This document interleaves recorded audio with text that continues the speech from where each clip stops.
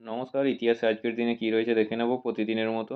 বিশ্ব বই দিবস, বিশ্ব বন্যপ্রাণী দিবস, বিশ্ব শ্রাবণ দিবস, বিশ্ব জন্ম ত্রুটি দিবস।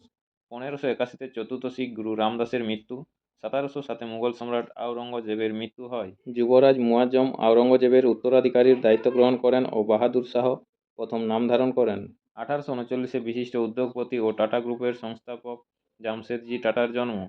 1847-এ টেলিফোনের আবিষ্কর্তা বিজ্ঞানী গ্রাহাম বেলের জন্ম। 1883-তে কবি কুমুদ রঞ্জন মল্লিকের জন্ম।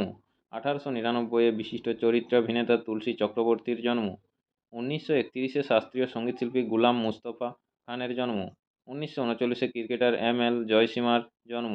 1955-তে অভিনেতা যশ পাল ভাট্টির জন্ম। 1967-তে গায়ক শঙ্কর মহাদেবনের জন্ম। 1968-তে অভিনেত্রী নীলমের জন্ম। 1969-এ ভারতে প্রথম দ্রুতগামী রাজধানী এক্সপ্রেস ট্রেন হাওড়া ও নতুন দিল্লির মধ্যে চালু হয়। 1971-এ আমার সোনার বাংলা আমি তোমায় ভালোবাসি বাংলাদেশের জাতীয় সঙ্গীত হিসেবে ঘোষণা করা হয়। 1987-তে অভিনেত্রী শ্রদ্ধা কাপুরের জন্ম। 2016-তে নিউজিল্যান্ডের ক্রিকেটার মার্টিন ক্রোর মৃত্যু। 2023-এ পাণ্ডব গোয়েন্দা খ্যাত সাহিত্যিক ষষ্ঠীপদ চট্টোপাধ্যায়ের মৃত্যু। নমস্কার, আজকের ইতিহাস এই পর্যন্তই। পরের ইতিহাসটি পেতে চ্যানেলটিতে সাবস্ক্রাইব করে পাশে থাকা বেল আইকনটি অল করে রাখুন। সবাই ভালো থাকুন, সুস্থ থাকুন। দেখা হচ্ছে পরের আপডেট ইতিহাসে। নমস্কার।